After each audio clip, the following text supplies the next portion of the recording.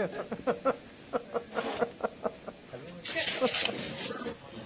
good evening. We now are having our third session in the White House Communications course, and we're very fortunate tonight to have White House Counselor Dan Bartlett, and from the Clinton administration, Mike McCurry, who was press secretary to President Clinton. And tonight we want to talk about White House communications and get some differences, idea of the differences between Democrats and Republicans, if there are any, and what similarities there are in terms of their organization and how they communicate, and also talk a bit about presidential campaigns and first and second terms and the differences that you all see between them. In starting off, let's just start off and talk generally about presidential communications and the views that your presidents have of communications, of where communications fits into governing. And well, let's start with you, Dan. Ever since I've worked for President Bush, and this dates back to when he was governor of Texas, he has, I think, had a keen understanding of the role that communications plays in public policy, in governing. You can have the greatest idea, but if you're not able to articulate it in a way in which the public understands it and supports it, then it doesn't really matter how good of an idea it is. And he has, there's been some, I think I've noticed in Washington, at least when I first got here, that there's a tendency I've seen mostly on Capitol Hill, for example, where policymakers or the principals go hash out the policy, and then they come out and they hand it to a community and say, now go sell this. Mm-hmm. And that's a hard way to do it, because you have to have an understanding of how policy is developed, and I think it's important that the communications aspect of a policy, or the selling of, or however you want to put it, needs to be understood by the people who are making the decisions, because it can help them better understand the climate in which nothing is done in a vacuum. So the president, even as he was governor, when Karen Hughes, who I used to work for, was running communications in Texas, and then also when we were here, has always had a seat at the table during the policy debate or production process, which I think is critically important. But it is, and I think also in a more unique sense, a president who's also commander-in-chief during a time of war, so much responsibility is left to the president to speak to the public about the conduct of the war, to educate them, to, I think one of the most critical communications moments for this president was the speech to the American people on September 20th from Congress, in which was the first time to really articulate and define and educate the public about what we're up against. There are a lot of a lot of different terms we take for granted now, Taliban, Al-Qaeda, things like that, that at that point was barely understood by the public, and had to really use as an opportunity. So there's a particular responsibility I think the president understands during a time of war, and the role that he plays as commander-in-chief. You almost become educator-in-chief to speak directly about the conduct of the war, and so that aspect of it, I think, in particular, is important. And what about on Social Security? Has that been frustrating for him that he has talked about his role as an educator, the importance of being the educator on this, and that the numbers opposed to those personal accounts have gone up? Well, I think that is more of a product of the lack. Relentless opposition. There's that, but more so, I think, is this instant gratification aspect of where we live. You know, everybody's wanting a result immediately. It's been 33 days since the president has spoken to the country about this in the State of the Union. It's one of the hardest legislative lifts that any president domestically would take on. That's why it doesn't. That's why we have the problem we're faced with today. It's a complex issue.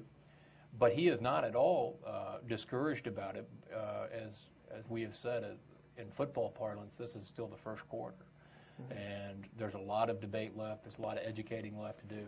And if you peel back the numbers a little bit, as far as public opinion, and there was 2 public opinion polls in the last 10 days that came out that indicated drop in support. And I won't go into the screening of the poll and how the poll was skewed. But most of the decline was among people who would not even be eligible for it. It was among seniors. So we have to do continue our job as far as educating, particularly the senior population, those who were born before 1950, that this doesn't affect them. But it's a complicated communications because the past politics of this issue, the complexity of the issue, and you're asking the public to understand and be motivated to do something, and politicians to do something that is a pending. It's not acute in the sense that, like in 1983, literally checks weren't going to be able to go out the door. This is different, and we're making the case why we need to solve it now because the problem's only going to get worse. But if we don't do it this year, which I think we will, but if it were not, that doesn't mean checks aren't going to go out the door. Yeah, I see. Mike, what about with Clinton? Well, let me do a step back and do a little compare and contrast, and then I'll talk specifically about Social Security as kind of a real-time test of a capacity for a White House to communicate about difficult subjects. The general proposition is that there is a cultural difference between the way in which Democratic and Republican White Houses communicate. We would take just as equally as seriously as President Bush in this White House the need to get your ideas and your message and your program out in front of the American people so you can generate support. But I think Democrats have historically, and specifically under President Clinton, went about that in a different way. We tend to misunderestimate the press a lot and think that they are probably kind of on our side because they sort of like speaking truth to power, and we Democrats are out there in the streets getting everything organized. And if you scratch around, most Democrats who are in senior positions in politics or in policymaking, they either came out of the labor community or they came out of the environmental community or the feminist movement or the civil rights community or the anti-war community in the 1960s. So they're about getting out there and getting organized. And over time, we always kind of made the assumption that these rabble-rousing, muckraking reporters were probably with us because they wanted to be for the little people and the average folks, too, that we thought we were fighting for. Well, of course, that's dead wrong because the press, as Dan's former colleague, Ari Fleischer, argues in his new book, which I will quote but have not read, which you can do if you're a Washington pundit, I guess. But he makes the case that their bias is for controversy and conflict. And a good storyline, much more so than a political bias in favor of one party or another. What it means is that Democrats have generally approached dealing with the press like they're friends, and we should hang out together and try to work with each other and be nice to each other and all just get along there in that briefing room. And generally what happens is when the press is just equally nasty to Democratic presidents and the press is not so great and the president's screaming at the press secretary, why is the press so mean, we revert back to the model that the Republicans used from the very beginning, which is treat them like the caged animals they are, bring them out once a day, feed them, and if they don't behave, cut off their ration of raw meat every day.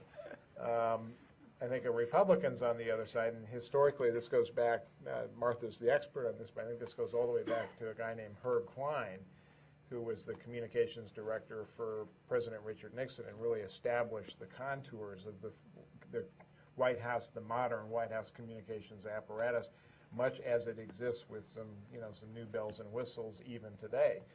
But it was their singular observation that you had to approach communications from the bully pulpit of the White House just like you would, a major corporate effort to take a product and put it in a compelling, attractive, and persuasive way in front of the American people. That you had to organize yourself to have a message.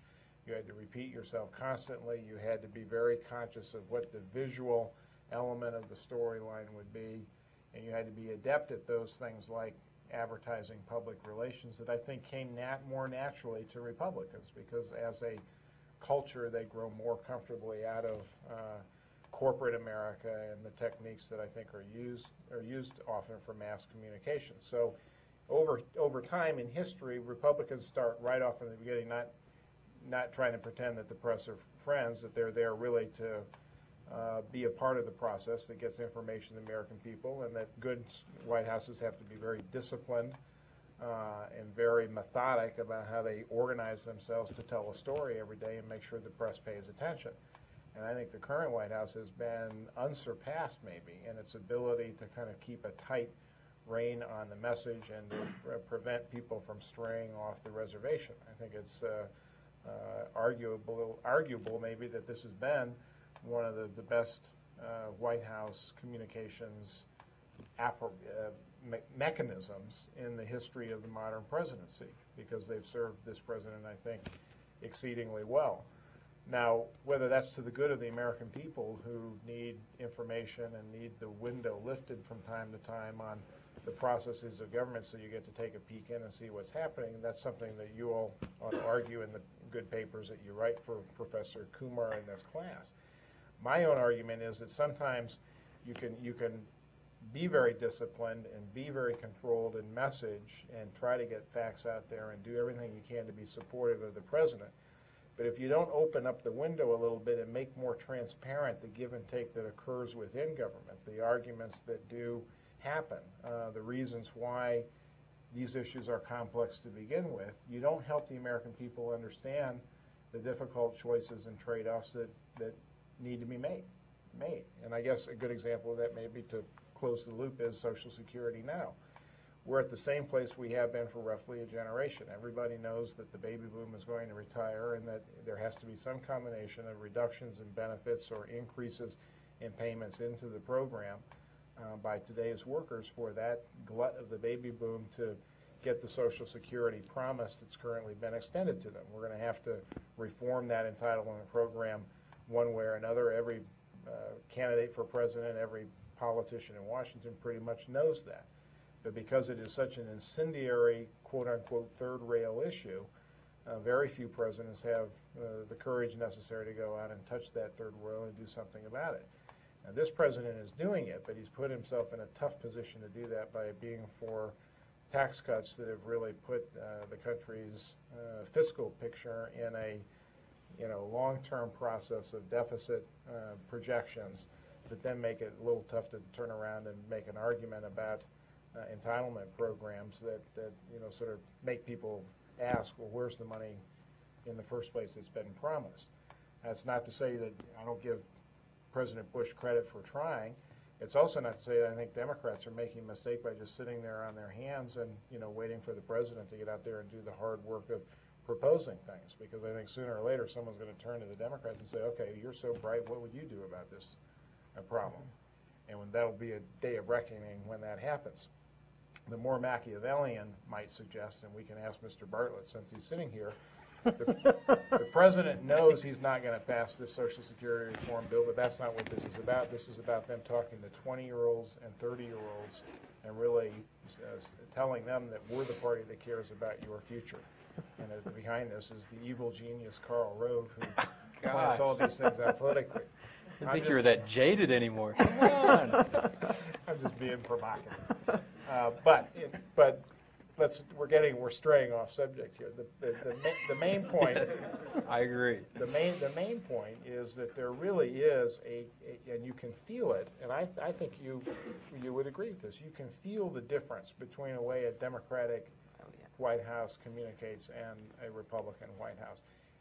It's true that all White House communications operations reflect the president one way or another. I really think that's true. I think the way the White House communications operation runs now is because that's the way George Bush wants it. And I'll tell you, a lot of what we did and did not do during the Clinton years was because that's the way President Clinton wanted it. And they're the ones that have to live with the results in history, so they have a right to set the overall tone, I think.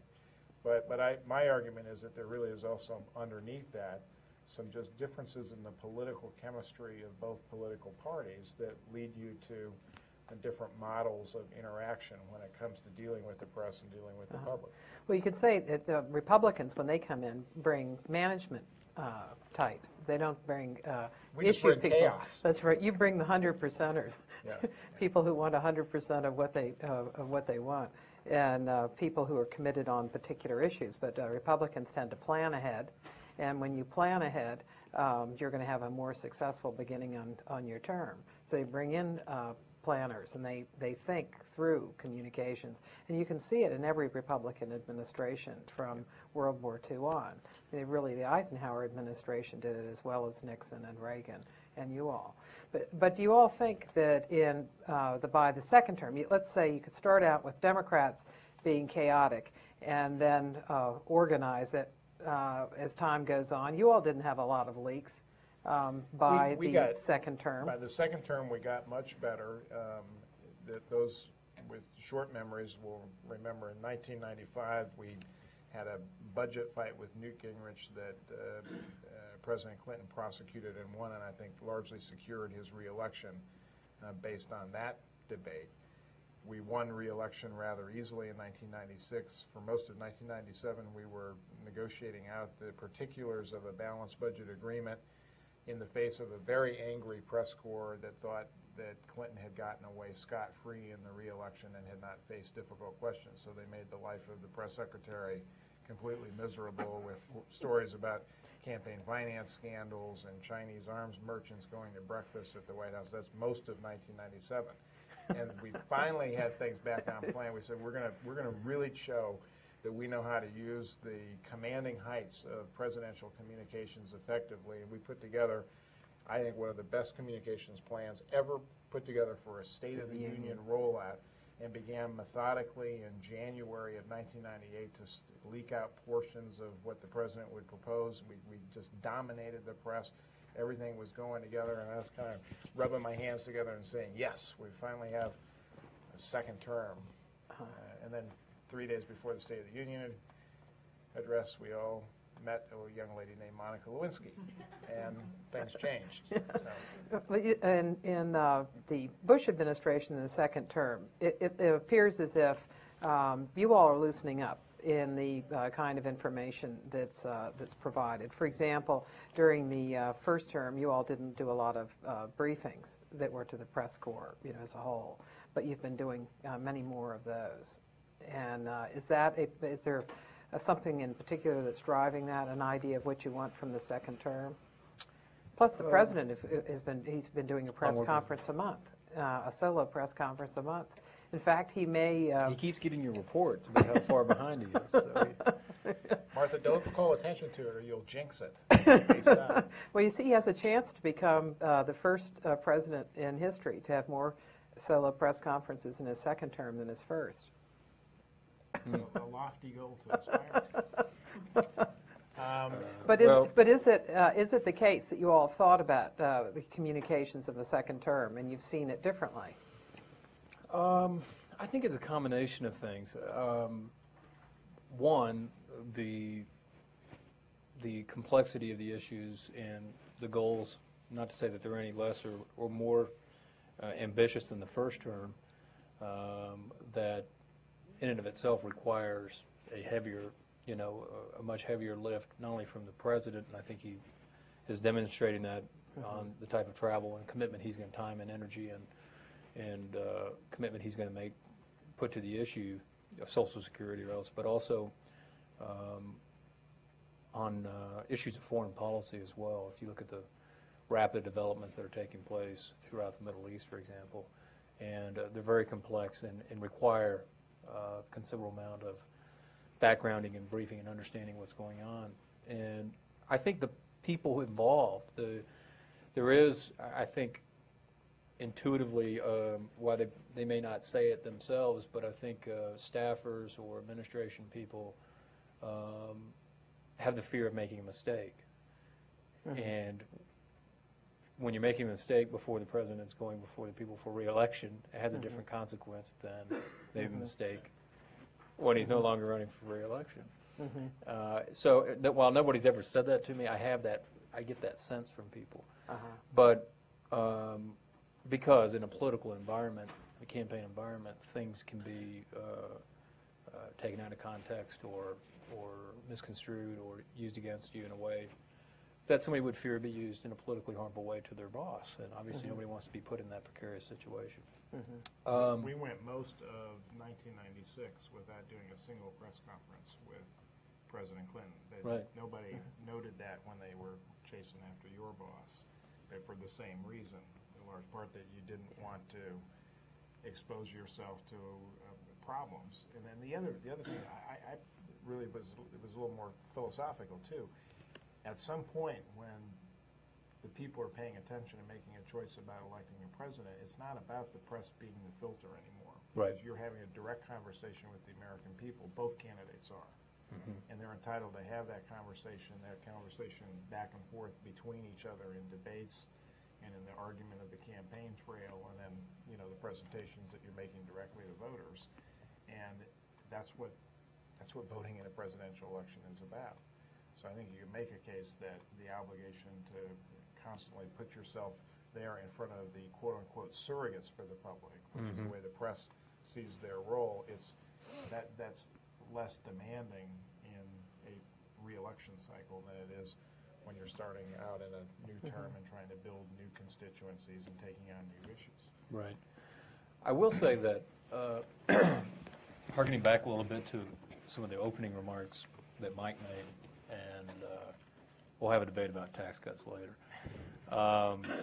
He mentioned Herb Klein from President Nixon, and I've had the pleasure of meeting with Herb a couple times. He's still out in California and still very politically active, and I think you're right. A level of discipline and organization and planning is always, I think, a critical part of effective communications. The thing that I would add that's the biggest difference between when Herb was around and when we're doing is the media climate we're working in, which is much different. I think it's all the more important.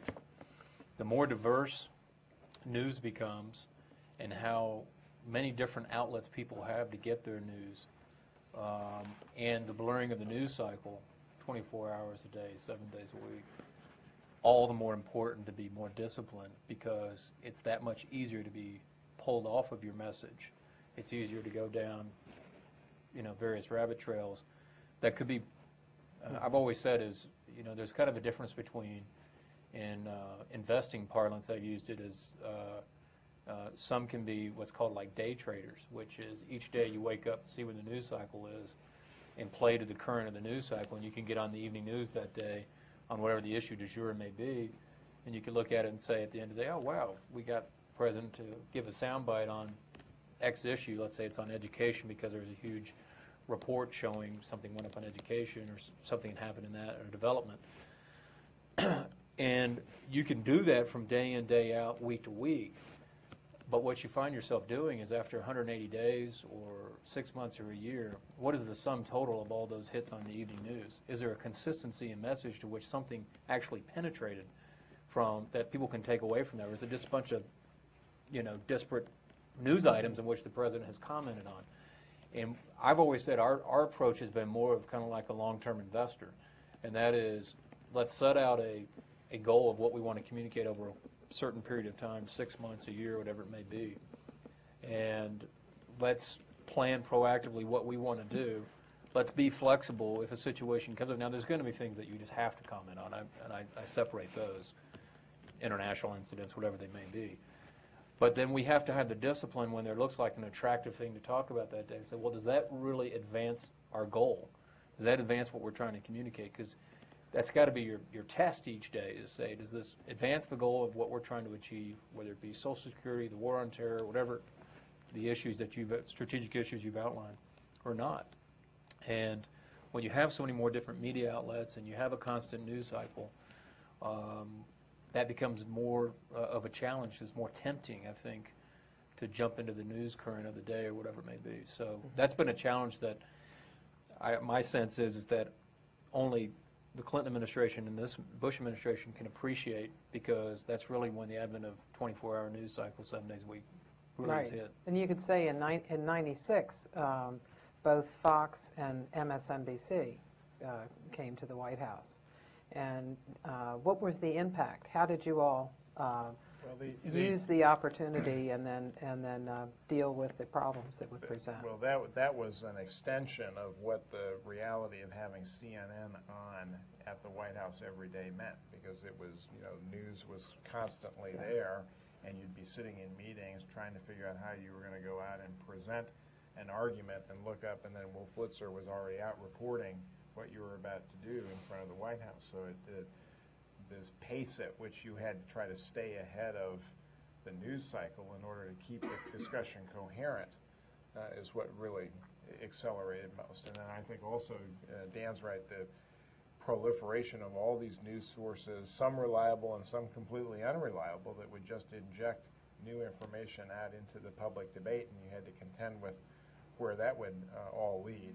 It was in 1996, I think, when Matt Drudge first started injecting his own particular perspective into the public debate. And at first it was largely ignored, and most news organizations said we're not going to legitimize this creature of the internet because that doesn't represent real journalism. Well, that debate's long since been solved. That's just as much a part of the public debate now, that whatever anyone wants to put on a blog or in a internet cheat sheet can be instantaneously part of the debate. Dan makes a very important point, and I'll give you another kind of admission against interest, another example of where I think that we took our eye off this important distinction of long-term investing versus day trading was during the campaign. We'd sit around after the network news was on every night at the Kerry campaign and just sort of, cheer and be so gleeful over the fact that we had just killed the other side on the network news that night. And, we'd say, we own the networks tonight. Well, network news coverage is declining.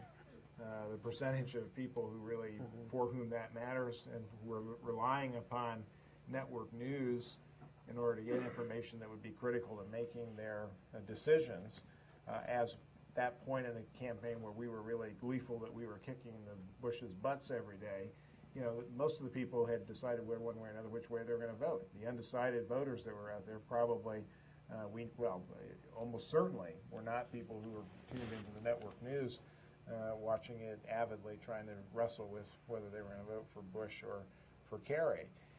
So I think that sense that you have to go back, look back over a 4-year, pretty determined effort on the part of the Bush White House to identify parts of the electorate that they wanted to talk to in a very serious way, and I think a fairly sophisticated effort to really go out and identify special audiences that they knew that they had to work very hard to get their message in front of, and they did that, I think, quite well. I think we woke up after the election and began looking at how effectively they had communicated and how they had really taken advantage of this notion that there's now a new media that has replaced the old media. We don't gather around the network campfire every night and listen to Walter Cronkite tell us that's the way it is. It's just because we've lost that coherency. We're just as likely to be catching the latest headline because we've been busy during the day off of Jon Stewart and The Daily Show at night, because that's might be the first time we have to catch up on whatever the news of the day happened to be. I think recognizing that those ways in which people are getting information now have changed dramatically, and that they are sometimes moving even away from a media-driven model and much more to peer relationships, person to person, grassroots organizers who are walking up and knocking on doors. I mean, we might be seeing some real fundamental change in political communication and the way people get information to make decisions, and I think all White Houses going forward are going to have to account for that and think about how they organize themselves to get the message out. I do think, though, that model that goes all the way back to 1972, that's going to be about precision, discipline, making sure that your message is vivid and easily accessible and really grabs people's attention. I think those will be fundamental elements of communication for a long time to come. And one thing I want to add also, when we talk about the challenges the news cycle has put on people who are in the jobs that I'm in now or Mike used to be in, is it's a two-way street. There's put huge amount of challenges on the reporters who are covering us as well. They've got editors banging on them every day saying, keep up with the news cycle themselves. So they're constantly having to try to feel like they're staying ahead of the person walking out on the lawn every day doing 7-minute live shots every other on the half hour. And that in of itself puts a strain on the relationship in of itself as well. So I think it's not just us. I think my sense of it is it's put reporters in tough positions as well. And it's put the whole of the news organization, because the news organization then has to figure if it's print and publishes once a day, you know, how do they get into it? And if you're Time Newsweek and U.S. News, yeah, it's a whole different, a weekly news magazine now, I mean, it's ancient by the time it comes out. But the organization of the process of keeping the public informed still pretty much follows the model that has existed for generations now. And you've got a briefing room at the White House. Reporters file in twice a day. A press secretary unloads some material on them. The president does 1 or 2 events that are the message events of the day. The press traipses in and covers that, and occasionally gets to ask a question or two, but not often. And that's pretty much the way it's been done for a long, long time.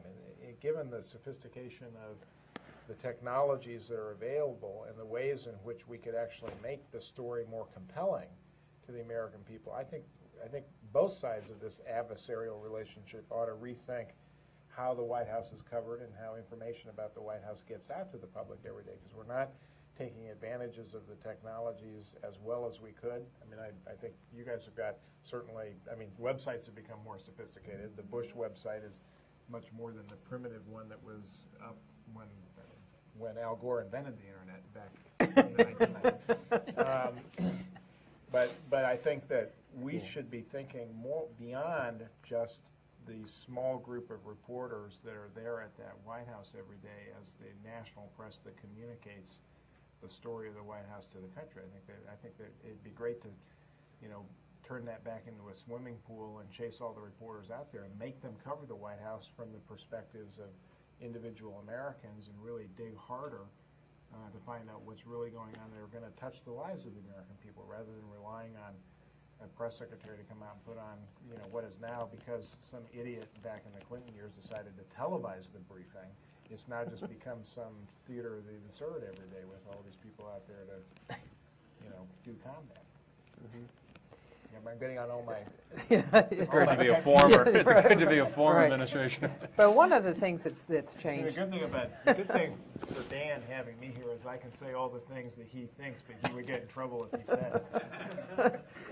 But you could see another thing that's changed, too, is the enormous rise in interest groups that exist in Washington, and the way in which they have become sophisticated in trying to get into the news cycle and into the president's cycle, figuring out what they can do to get a piece of it. And even members of Congress have, over the years, figured out how to at least developed an interest in that as well. Mr. Bartlett's boss, Mr. Card, got in trouble recently for suggesting that press is just yet another one of those special interest groups out there, you know, asking to be serviced every day. So and that might be an interesting question, whether or not the press has a somewhat more important role in the process than that. But Well, leave that's the one, questions tomorrow. yeah,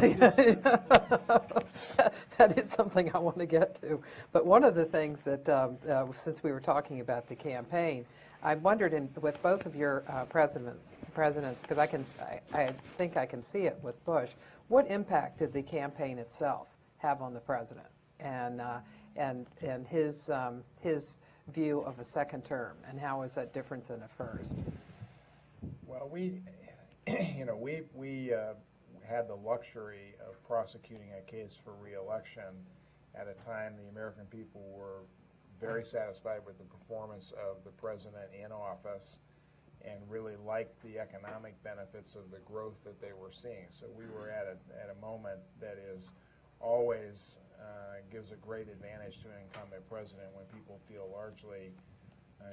good about the prosperity of the country and feel the country's at peace and not facing any major crises around the world. So it's pretty easy under those circumstances for an incumbent president to prosecute a case for re-election. What President Clinton had a hard time doing, and it came very late in the campaign, was defining some vision for the future that would be compelling. Now, he understood that campaigns for the presidency are never about looking back on your record and, looking Well, they backwards. they are. Well, They're not supposed to be, but usually they it's are looking indirectly backward. because Yeah.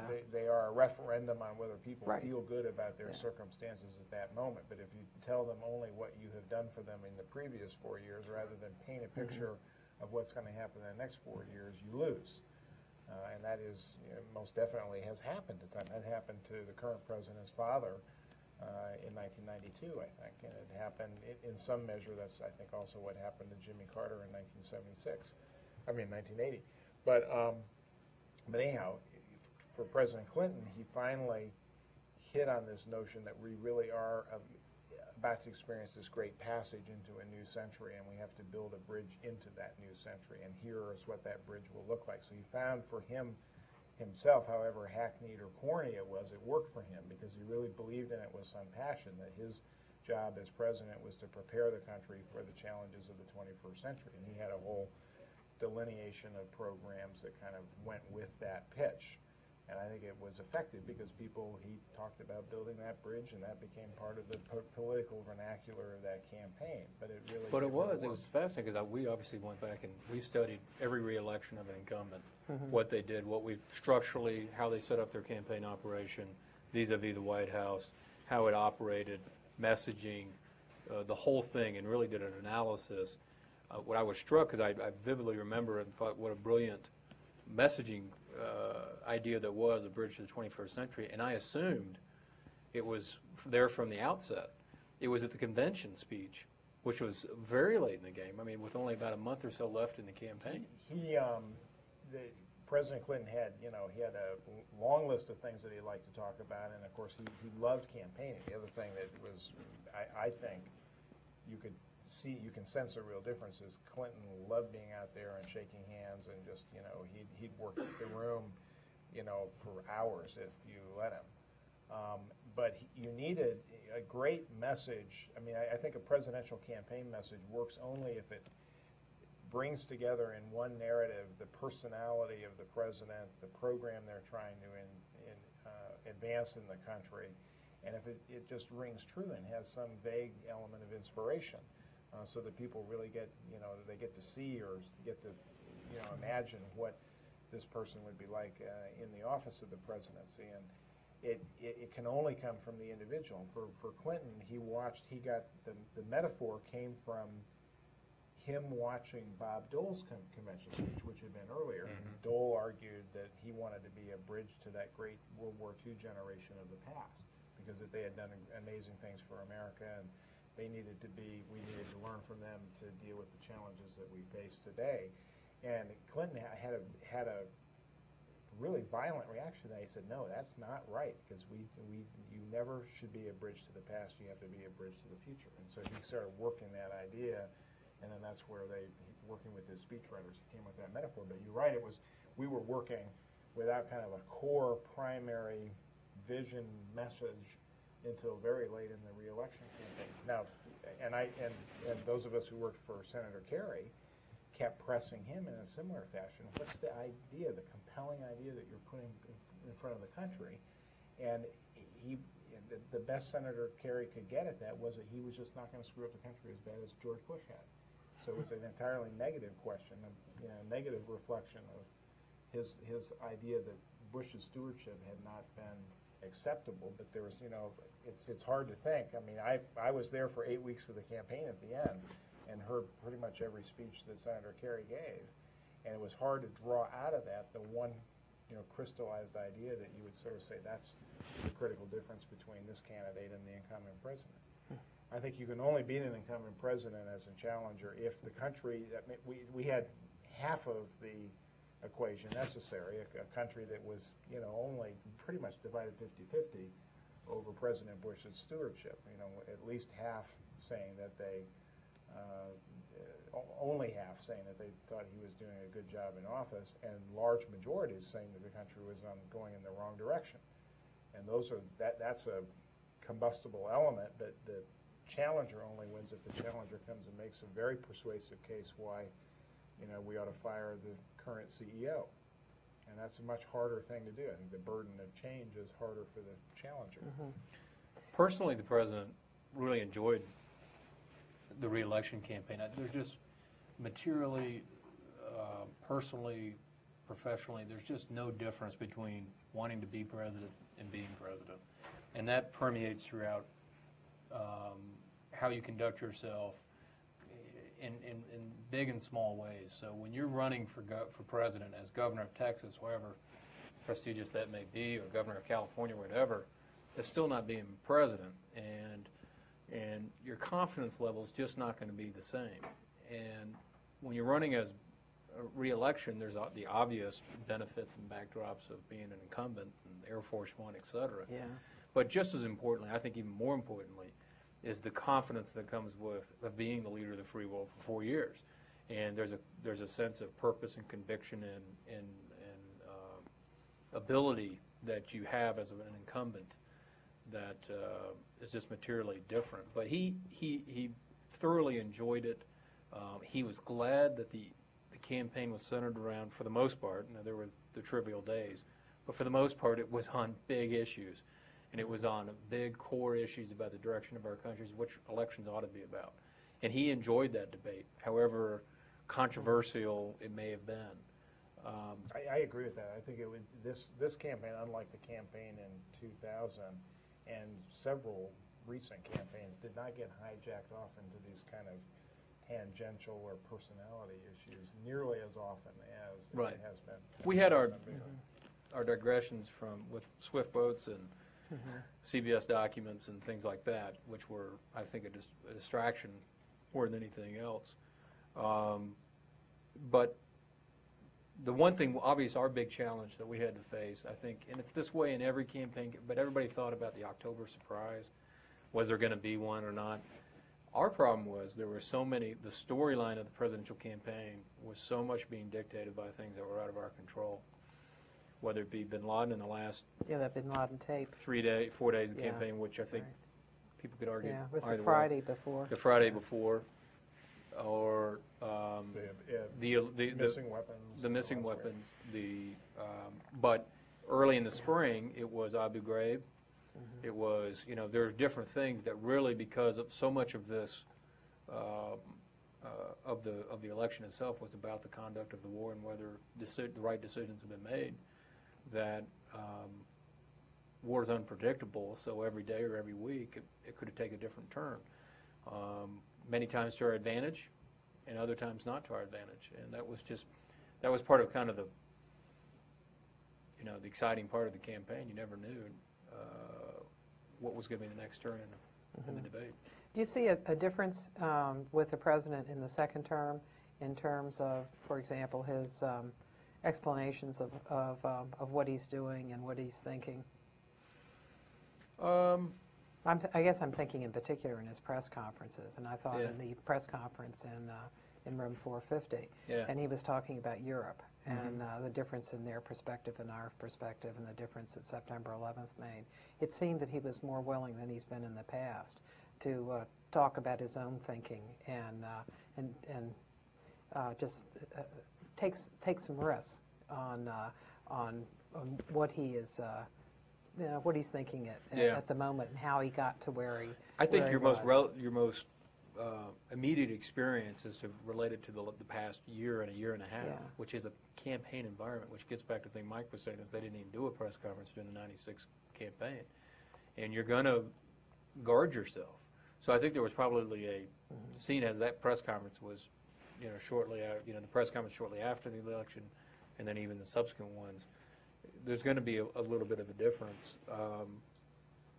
Sometimes it's you just catch them on the right day. There's sometimes I feel like he's been more prepared for a press conference and done worse, and he's been better, or he's been very ill prepared for a press conference in the sense that he's shooing us away as we try to prep him, and he does his best. So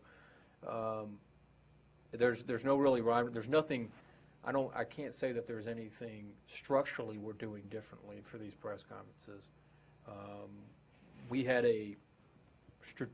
those comments. We consciously made a decision to have those type of conversations in that press conference to help set up what we were hoping to do in this trip to Europe was to get people to take a second look, particularly overseas, obviously, in Europe. And sometimes that required us to, for the president, we felt it required the president to lay the groundwork a little bit for them to do that, and I felt we did a pretty good job of that. Yet, Martha, you know that in second terms, it has been historically true, presidents tend to start thinking more about foreign policy. They get more and more frustrated with their inability to get things done at home, and so, you know, going overseas and being a statesman on the world stage tends to be a more attractive opportunity. That was certainly true for President Clinton, but I think in the case of President Bush now, there are some incredible openings in the Middle East, elsewhere. I think the president's trip to Europe was really a chance to maybe get a little fresh air into the relationship with a lot of our key allies, and it looks like that's happened. So I strongly suspect, you know, the conventional wisdom about George Bush is that he's never really liked foreign policy, and he's looking at his watch when he's meeting with foreign leaders and doesn't, you know, enjoy that kind of give and take. But he looked like in this recent trip like he was, you know, changing direction a little bit and really getting much more interested in the impact that we can make on world events if we work more effectively with other countries in the world. I think that's a good thing. And I've told Dan this, I think having former President Clinton and former President Bush together working on the tsunami relief thing was a brilliant idea, and I think it's also capitalized on a lot of the countries feeling that we ought to start thinking about the rest of the world and what the rest of the world thinks of us. And I think if you can continue some of that'll be great. How have you all, or did you prepare President Clinton for press conferences, and what kind of preparations are done for President Bush? Well, we did. I mean, it's easiest to just describe it mechanically. That's the one thing that I was completely in charge of. I wasn't in charge of much except my own briefing, the words that came out of my mouth every day. But the one thing that I really had responsibility for running soup to nuts was the preparation process. And we'd gather, well, first of all, we'd go scour through the federal government and all the cabinet agencies to solicit from them likely questions, and then get briefing materials and other written materials together so that they could be digested, put into a nice little briefing book, which mostly Clinton did not read. Or at least he thumbed through it maybe kind of haphazardly 10 minutes before the briefing began. We would go into the cabinet room, and usually the president would sit in the president's chair, and I would sit directly across from him. The vice president would sit next to President Clinton, because Vice President Gore actually was a very critical element of all the preparation. And he was there and actually very frequently helped, you know, get the tone right on a question. But then we would bring different combinations of senior aides or cabinet people in to prep on specific subjects, and we took it very seriously. We'd spend the better part of a day. Is it the same day, or was it a day Usually before? Usually the same day. Sometimes, you know, we gave up on trying to have primetime evening news conferences, so we generally did them in the early afternoon, and we'd prep from, you know, 9:30 until 1 or 2 o'clock pretty solidly. And sometimes we'd start maybe a day before. But it was, you know, part of the process was asking the meanest, nastiest question you could think of, which was my assignment, and having the president look at you and say, "That's the trouble with you and your friends in the press. You're trying to destroy this country," which frequently was the result. Some mean question. It's a little, once you get over just how kind of intimidating the setting is, to be able to sit there and throw rotten tomatoes at the President of the United States actually can be kind of fun. Dan? Ours is, it's for the button-down corporate style that we've just described. Ours is a little more informal. I would say that Press Secretary Scott McClellan and I guess I do more offense, he does more defense. I work more with him about what proactively the points we want to try to make and how we do that, and I usually work with him directly on that after getting input from senior staff. You mean you go by yourself and talk to him? It's done in different ways, sometimes orally, sometimes in writing. It just depends. And then Scott is very good at the prediction part about what you're going to get. This is what's on the press's mind. This is how they're going to ask it. And I'm sure that y'all had a pretty good batting record. It's rare that a question is thrown that we haven't been prepared for, almost down to The way it's worded. the way it's worded. Right. I mean, it is, and most times we found ourselves to be more prepared. But we do it usually usually we give him some materials. We'll write down the type of questions he can expect, and he'll get them, a day or two in advance. He likes to orally go through answers. He doesn't like, big written answers out. Today I'm going to say, just kind of, so we work it through that a little bit differently in that regard. And then we do a session the day of, usually for it's varied. It depends on the issues. I mean, there's days that we knew in our last press conference that it was going to be Iraq and Social Security. I mean, we just knew that nothing else really was going to come up, and that was the case. I think maybe we got one other question. You can cover that in an hour. I mean, it usually. So it just depends on what the issues said out there and what the mood is of the press, how much time we have to use to prepare, or what's complicated. One comment, I would add something that William Safire has noted in writing about presidential press conferences and the reason why it's good for White Houses to have them. It really is true that they are action-forcing events within the government, too, because if each cabinet agency has to prepare an answer on whatever its hot topic is and send in the suggested guidance or talking points on that issue, and it goes in front of the president looks at it and says, well, this is drivel, and you tell him, well, that, sir, is your policy, then, it usually provokes some kind of conversation between the president and that cabinet agency. That's absolutely true. And that is a very valuable thing, because just the fact that you're having this press conference then crystallizes the policymaking process a little bit. And I think, I personally think that has they have merit more for that reason than for whatever information comes out of these sessions for the American people, because they really do help the government function more efficiently. And speeches as well. Speeches and press conferences. Yes. And wouldn't you say short question and answer sessions? Because the short question and answer sessions, too, you have to prepare for at least what's hot for the day. You do, but those always tend to be what Dan just called more the defensive question. You're actually deflecting whatever the headline is of the day, because that is usually off the point of what you're trying to focus. You don't use those sessions to articulate new policy or to make major pronouncements. Rarely. I mean, sometimes you do, because there's something that's happening in the world and you do need to say something new, but very rarely is it used for that case, in my experience. That's true. Can you think of something that you found out in the preparations for a press conference, say from departments, that you hadn't known, or about a policy that wasn't working as well? That'd be easier for him to answer. I'm going to probably refer. Well, you'd see substantial disagreements sometimes on some basics. I mean, a good example, we uncovered some very fundamental disagreements within government about the don't ask, don't tell policy of the Pentagon by comparing what Veterans Affairs Department would say, what the Pentagon would say, and then what our own liaison office was saying that worked more directly with the gay, lesbian, transgender, bisexual community.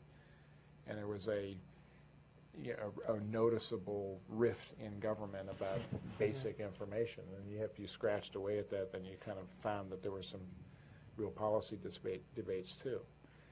And I think that's the kind of it's the clearinghouse function of the press conference to really uncover what's the interagency process has gotten bogged down on, and that does happen a lot.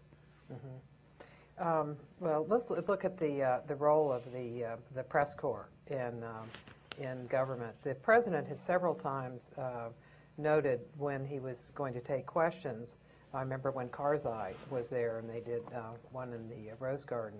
He said, "Well, let's, in the tradition of democracy, let's take questions."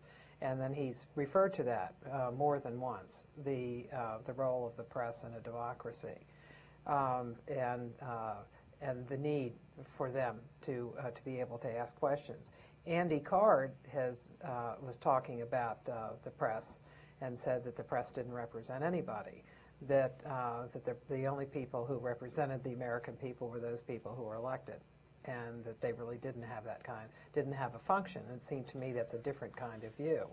And so I wonder if you can give some of what both of your president's view, and then view of other people in the White House.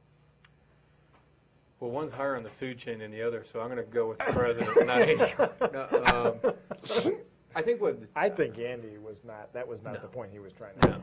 I mean, he probably he would be the first to say that was inartfully. Right. argued. I think the point he was making was he was making a distinction between the National Press Corps is not in and of itself the only keeper of all, information and public information to the public. There's other ways to communicate to the public about it. But it was talking about as a surrogate for the public. That did the press represent the public in that way? Well, I definitely think the president believes they do, and I think he has said it on more than one occasion. And he feels like the relationship between the media and the president or public officials writ large is important. This has been played out in real time with the backdrop of our discussions with Russia. I think when the president says that with Karzai or others, because we're talking about people who are new democracies, it's important that there be an understanding that the role of a free press plays. It's critical, and he does it. Will it be adversarial at times? Of course, but at the same time, for the most part, both on a personal level, as far as he's not like he dislikes the reporters in the room. He doesn't. He actually gets along with a lot of them. Does he agree with everything they print? Of course not. But he does have a healthy respect, and that's why when the issue of Armstrong Williams and those things came out about paid media commentators, that why he came out so strongly against it, and that's his view, and that's what he's told me and other people who were in charge of the communications to operate. I think every president chafes at how easily the National Press Corps there in the White House will suddenly, lurch off in the direction of some issue that the president considers to be relatively minor. Now, whether or not they're relatively minor issues is, debatable, obviously, in every case. But that's the phenomenon. The phenomenon is I'm sitting here, I'm working, my butt off for the American people, trying to get all these things done, and then this press corps, all they want to do is hijack the debate and talk about this stuff that is just inconsequential. Like Monica Lewinsky? Well, yeah, Monica Lewinsky, although I think in his heart of hearts, Bill Clinton knew that was a serious matter. But on the other hand, day after day, at the same volume that story went on day after day, at some point you obviously get exasperated. But I think that's true. I think that's been true of every president. I mean, I think you've written that you can go all the way back to George Washington and find pretty good evidence that even the #1 president thought the press could be up to no good sometimes. And I think that this all relates back to something Dan talked about. It's the enormous difficulty of communicating coherently in a country this big when there's not, an established national press that everybody reads every day, where the audience is quite fragmented, getting information from multiple sources, and it's very difficult to actually get reliable information out to the American people. It's very, very hard to communicate effectively, and I think that's the reaction to this. So when some of your precious airtime gets burned on something that you don't consider to be as important an issue, or what typically happens, things become scandals even when you are trying to protest that it's not a scandal. And we had, Lord knows, many examples of that in the Clinton White House. I think presidents do get a little bit frosty, and they really begin to wonder, are these people sitting here in this briefing room really surrogates for the American people? Because they begin to say, I talk to Americans a lot, and I know what's on their mind. It's not what these people are asking me about. And I think every president feels that a little bit. Although it's interesting, if you'd ask which of these two presidents have more amicable relationships personally, it's probably your boss. I mean, I think you're right. I mean, I think personally, it's more affable, maybe. But I have one question, actually. I know I'm not supposed to ask questions. Do you think you get any advantage in pulling the quick announcement that the president's going to come down here in a half an hour, and so get ready for a press conference? I personally have felt that the questions are better and more direct when the reporters haven't had 24 hours to sit there and carefully hone them, and because usually those are such ponderous, pompous, complicated questions that they're not nearly as useful to the public as the questions that come, off the top of the head. I probably agree with that. I mean, I think, the president kind of makes fun of it. He's like, this won't give them the peacocks to go home to put on their best suit and make sure that they, get a chance to, prep up and everything so they can deliver it to the president, and they can wink in that camera to their family back at home and all that. He thinks it becomes more about the spectacle of the press conference than it does about the actual issues and more spontaneity and just going down there. His father did it a lot. His father used to go down unannounced all the time. They just he'd literally walk down there. He did, but they were different in the sense that he did it just on a regular basis to do it, whereas when you all call a press conference, it's usually there's an issue or two issues. He didn't do them. He didn't do them in the absence of formal press conferences either, because he still had formal press conferences in addition to the. Well, he didn't have. He did not have many East. He didn't have many. No, I know. But I mean, they still had formal press. George W. Bush had more nighttime East room than his father. But one of the things that you notice, say, in the last press conference, is that because he's had one a month, that people don't put in the whole 5 different questions because they have a sense that they're going to have an opportunity. So it's not just how much time they have to dream up questions, but also just the fact that there's some regularity to them now. Yeah, so it was a much more amicable environment. I thought it's been. And then the other thing, did I gather that they are doing more formal briefings with other, like, sub-cabinet people or others? There are more of them. Yeah, there have been more.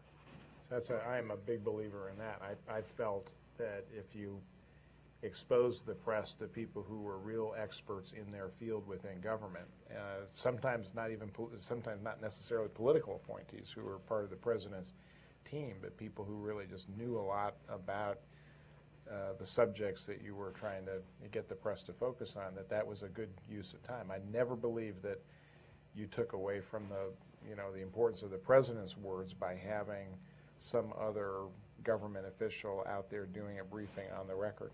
I think we did that, for example, early in January, even before the State of the Union. We set up basically either off the record or deep background meetings with our Social Security expert. And it really was just here's Social Security 101, this is what we think is the problem. This is a very technical, complex issue, and we did it in 4 or 5 different waves, bringing in different members of the White House press corps, just to allow them to ask any question they wanted about not what the president's going to, obviously he wasn't going to shed any light on what the president knew was going to say, but basically, A, why do you think it's a problem? It gave him a chance from an actuarial standpoint to kind of walk through the mechanics of Social Security, what we thought it was. And we got a lot of positive feedback from that. And there are other times, I think where... The Rocky elections, you did you did a backgrounder on that too. Yeah, that's right. And we hope to continue to do it. I think the hardest time to do it is before a presidential decision. For example, right now the president is considering about how we can strengthen what's called the EU3, the 3 European nations that are in direct negotiations with Iran, about how we can get them to discontinue their nuclear reprocessing. And we're getting a lot of requests from the press. Will you do a background briefing on this and do this and tell us? And inevitably what happens in this sense, that things start coming either in background briefings or elsewhere, things that start floating about, that start, I think, restricting the type of flexibility you want to give the president when because then people feel authorized to start floating different rationales for or against different items, and then that becomes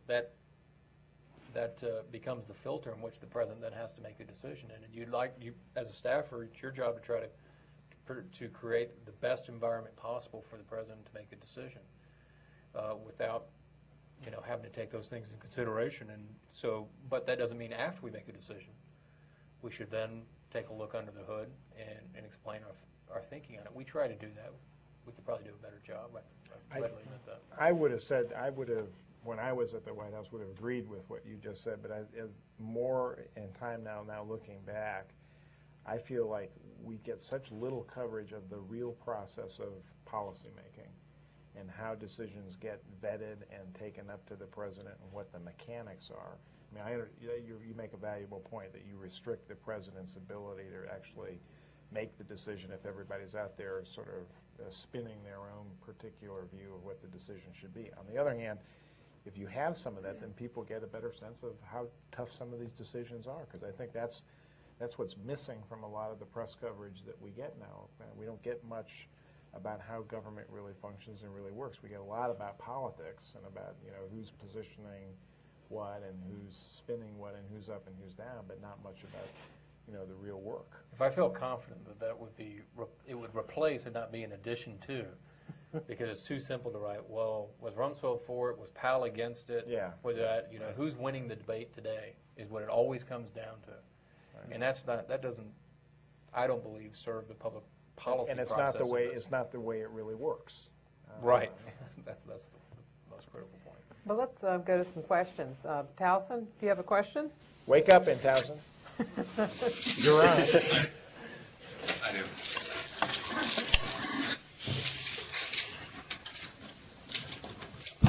This goes out to Dan Bartlett. Can you hear me? Yes. Yep. Okay. Number one, thanks for showing up tonight, for sitting in on this. My question, by what time do you, or what point, pretty much sure the flavor of the news? The microphone isn't working. You're making it too easy on Dan Bartlett because he can only answer every other word.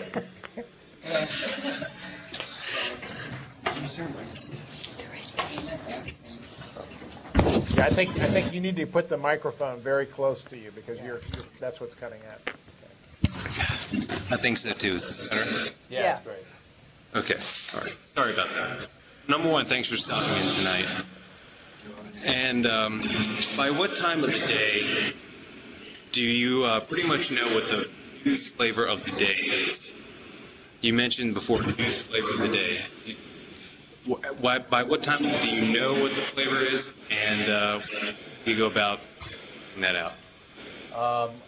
I would say that we do a wrap-up meeting every evening with in which a handful of us get together in the Chief of Staff's office to kind of take a stock of the day. And I can already at that point, Scott McClellan, myself, or others, I can already tell you what tomorrow's going to be like. We have a sense of where the stories are going. We have a sense of what the network news was that night, but it's pretty predicting about where it's going to go. There's always probably at that time you're going to have a story, a bigger story that maybe the major news organizations are working on that you're reacting to. So I would say most of the time we're pretty much got a heads up on what's going to happen the night before. You now have a situation also where a lot of the major news organizations, the newspapers anyways, post their stories the night before. So the Washington Post and New York Times, which I think has the most impact on network news and on TV news and who they're going to be booking on their TV the next day, they're up on the web by 9 or 10 o'clock the night before. If it's not there, we have to have our act together before Scott McClellan, the press secretary, gaggles, which is typically in the 9 o'clock hour that morning. So we use I, myself, and others get in early, and we've covered all the news papers and other forms of media.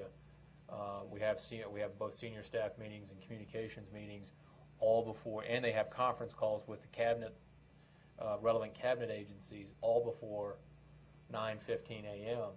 So Scott, who then has to go before to get his daily pulse of where really what the gaggle is supposed to be is just that, a pulse check for the press secretary and the press corps with each other to say what's going on.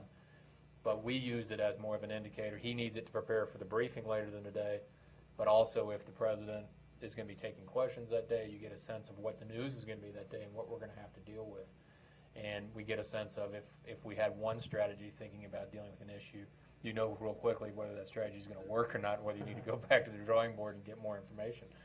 So if you don't know by 9:15, you're way behind the ball.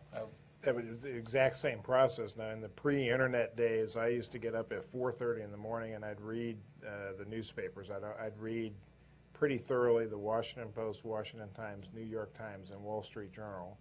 And then I'd go take my dogs for a walk and listen to NPR and, well, actually you could get the BBC on before NPR. And then I'd come back and take a shower, and in the shower I'd pretty much do the briefing in my head for that day. And I'd start thinking of what line I was going to use on which question. And then we'd go through the same morning meetings and try out different, you say, what if we say this, what if we say that, and then take that, in many cases, take it to the president. If it was something where we were trying to nip something in the bud early in the day, we'd have to kind of get a clearance from him to say, here's what we're going to put out today. Or we could hold it over and do it later in the briefing. We used that gaggle in the morning much less as a formal briefing and much more as a temperature taking. Ours really changed after the 9/11. Yeah. And it became, the gaggle used to be in the press secretary's office. Right. And we had to move it to the briefing room. It's off camera because there's such a demand for the press to be there because there was so much developments overnight. And that is particularly in the wartime in which so many developments are happening overseas, which news cycles are so much ahead of us. We were waking up to a lot of news that we got to react to as well, whether it be in the Middle East, whether it be in Iraq, Afghanistan, et cetera. And so that part of it has required us to be a little more nimble in the morning because we're opening up to this. We kept it in the press secretary's office and did not make a transcript, which was also made it much more freewheeling and more informal. And I think it was it was useful to the press, but for the reasons that you mentioned, with a wartime news cycle, you probably had to go to a more formal. Once you start something, you can never go back. But you've transcribed it from the beginning, right? And it's sent by email. Is that right? By email around From the around the government. I think it's pretty much at the beginning, and so it has another purpose, which is to tell people within the administration what to talk about and also what not to talk about. Yeah, so that it coordinates there. Anybody here have a question?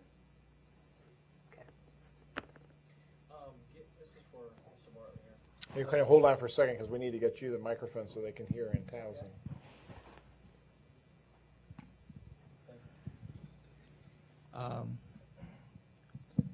It's on. This is for the Bush administration as far as communications. Given the recent developments in the Middle East and as rapid as they have been since the Iraqi elections as far as calls for democracy, et cetera, Lebanon, how do you see America's image in the world changing, especially in Europe and especially in Arab countries? And how is America, the White House specifically, shaping the image across overseas? I mean, this is rapid 24-hour news, sort of. How is the White House shaping the communications overseas specifically? Well, it's an enormous challenge, and one in which has only become more complex with the advent of Al Jazeera and other Arab media satellites, which is good and bad. In the sense it's good because they've penetrated very closed societies that have never had access to the outside world. The unfortunate aspect of it is a lot of stuff they have access to, and like Al Jazeera is very insightful. So that has been a challenge in which they have done they are reaching the person on the street in a very effective way. And it's required us, and it's going to require us, this is not something that's going to happen overnight. The developments and actions on the ground are going to speak louder than anything that we do from the communication standpoint. both in the good sense of elections being held with the vivid aspect of peaceful demonstrations in Lebanon, the purple ink on Iraqi's hands, to the Orange Revolution in the Ukraine, whatever it may be. Those symbolic and real developments are always going to be our best communication devices because they speak louder than anything we could claim.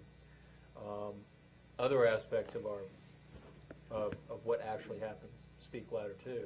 Where we drop bombs, where we don't, where we, the military is can do enormous good, but also in the nature of war, there can be, it can also be quite messy, and that makes for a challenging communications environment. One thing we did in the Afghanistan, at the beginning of the Afghanistan conflict, was we recognized that, and this was actually based on a lot of counsel from Prime Minister Blair's communications operation, because they had dealt with it in Kosovo, and that was we found ourselves, when the Taliban was still in existence in Afghanistan, we found ourselves waking up each day being on the defensive because of the time change. They had two clowns there who really had from the Taliban making all kind of ridiculous comments, saying that we were carpet bombing civilians, all this, and they might have been ludicrous, but we still had to respond to them, and it put us on the defensive. So we set up what was called coalition information centers, both in Islamabad, Pakistan, in London, and in Washington, in which we put communicators and people on the ground in the news cycle to better deal with the issues in a real-time basis. At first, it was just from a defensive standpoint to make sure that we knock these things down, but then we found it to be a proactive tool in which we would begin our messaging over there, roll it this way, in which then London would add to it, and then we would add a component when we woke up and did something here in Washington. A good example of that was when we talked about Afghan women, and Mrs. Bush did the radio address on behalf of the president to talk about women. But part that a lot of people know, we also had Prime Minister Blair's wife do something earlier in that day, and we did something with, I think, with some women in Afghanistan that day as well, so it was a rolling message. So we need to be more proactive and deal with things on a real-time basis, but we're going to have to fundamentally reform the way that we communicate in ways and use diplomacy on the ground because of satellite TV and things like that. We're going to have to get better, and we're working at that. For example, in some countries, I mean, we're very good at government-to-government communications. We have an ambassador, they have an ambassador, you go speak to them, you do this. Well, in some countries, they don't like their government. And the more communication, the more you're seeing with the government, the worse off you are with the public. So you've got to find other ways to communicate directly with the people. And we're looking at ways to do that. How do we have, to make sure there's competing satellite Arab television that we're helping fund, very much in the vein of Radio Free Europe back in the days of the Cold War. We're doing similar things with satellite TV, and that'll continue to be a challenge, though, and something that is an added component of our daily communications life that wasn't that way in this way that it probably should have been before 9/11. We made a significant error as a nation when we dismantled the U.S. Information Agency in the 1990s. That was a cadre of, I think, very experienced, knowledgeable government workers in each country who were charged with the responsibility of communicating through the local media stories about the United States of America. They ran cultural exchanges, they ran libraries, they ran information centers where local citizens could come in and actually learn something about the United States. And we dismantled it. We have underinvested in what we would call public diplomacy, which is telling the story of our country. And I also think, this will probably be mildly critical, Dan, I think we also haven't been conscious enough of the tonal quality of how we communicate from the president on down, because sometimes I think we come across very arrogantly in the ears and eyes of the world, and we seem to be abusing the status we have now as a superpower. I think we have to be conscious that all of those elements fit together. It's the quality of the policy, it's how we communicate it, It's how effectively we reach channels that aren't seen as just propaganda arms either for our government or for a host government. And it requires, I think, some of the best and most talented people in government. And I think that's, we're beginning to recognize that. I think we were probably slow to recognize that in the Clinton years, and I think events in the world have made it necessary for the current White House to recognize this. But it's an area that I hope will be, you know, with a lot of students here and there, if it's an area that you're interested in, one that good people pursue as careers, because we've got to do a lot better at it. One thing just to add to the multiple audience issue is what you're talking about. We're not just speaking to our constituents here, but you are speaking to the world. And I think the President has learned that he can, and others can have one intention. And the President, the first one to say, is not the most eloquent speaker himself. And I think, for example, a good example that he would probably mention was when he said, "Bring it on." And he really was, in the truest sense, speaking to the troops, which was basically him saying, "Buddy, I got confidence in you. They can bring whatever they can, as hard as they can, and I got confidence that our troops are superior, better, more, you know, prepared, and can beat them." And he was trying to have a communication in which he was trying to show his confidence in them. But he recognized after saying it and seeing the fallout that it looked arrogant or, you know, looked too bravado, that you were inviting violence, and that obviously wasn't what he wanted to do. And sometimes it's trial by error. You learn from your mistakes like that.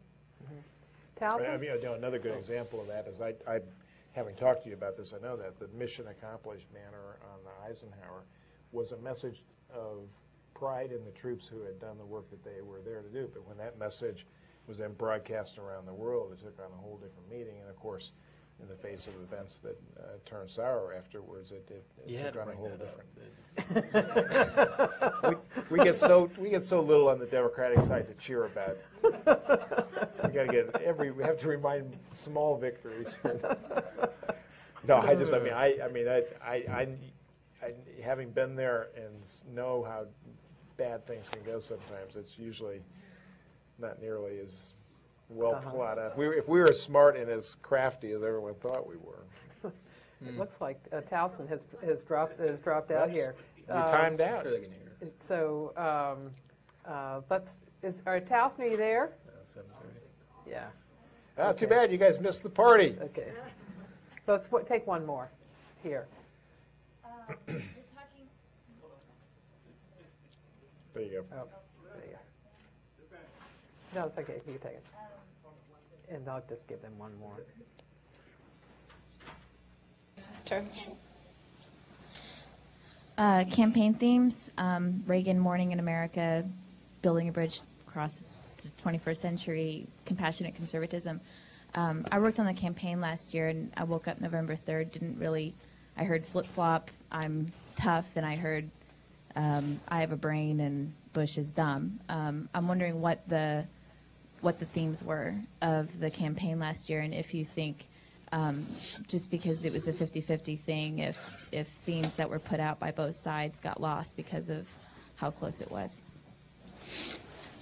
I think that, I kind of alluded to this already. I think it was hard for Senator Kerry to crystallize his argument for change into one compelling phrase that would be easy to put on a bumper strip. He had lots of things he wanted to talk about, lots of things that he wanted to argue would be different if he got elected president, and he argued that case every single day, but it was hard for people to boil it down to one simple thing that they could grab a hold of, other than he would be a lot different from Bush because he clearly doesn't like Bush.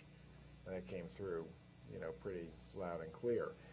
On the other hand, I don't think that we heard a strong, compelling case about why we need to reform Social Security, why we need to do certain things. And part of the problem that I think that Dan wrestles with now is that there was not a corresponding argument on the other side about where America would head in the next 4 years.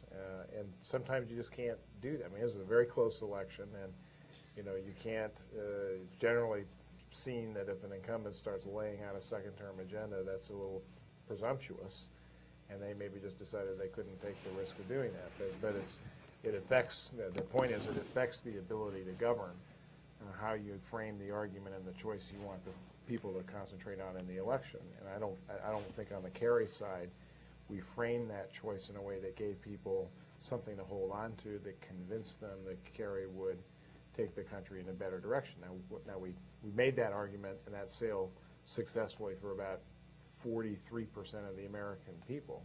And then we picked up at the end some people who really were struggling and probably ended up making it a pretty close election in the end of the day. So I'm not saying that we totally failed, because we obviously were pretty persuasive to half the country. But I think in the end there's that kind of added little bit that has to come from inspiration and a sense of vision.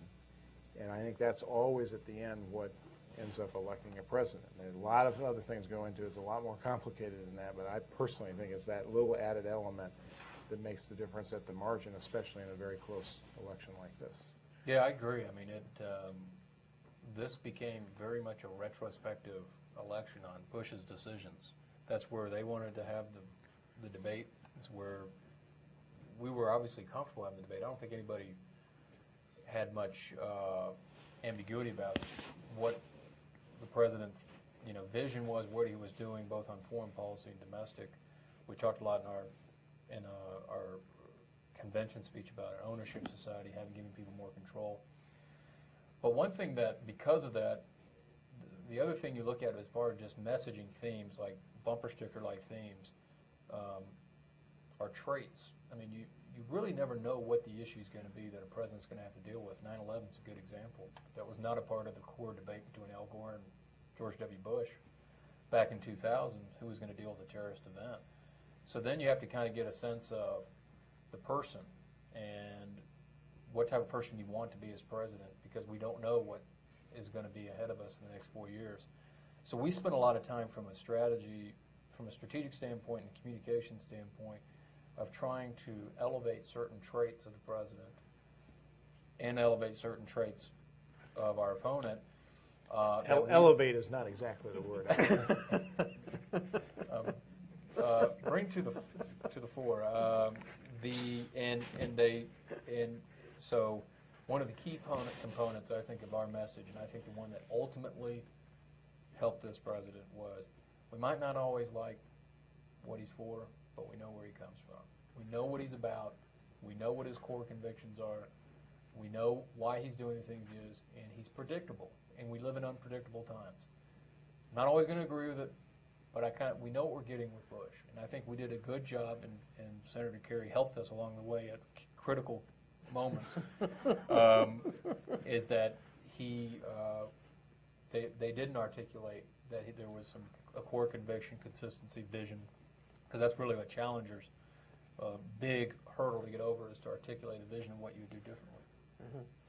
Well, I think we've run over our time, so I think we'll have to call it a night. And thank you very, very much. Good question. Appreciate it. Thank you. Yeah.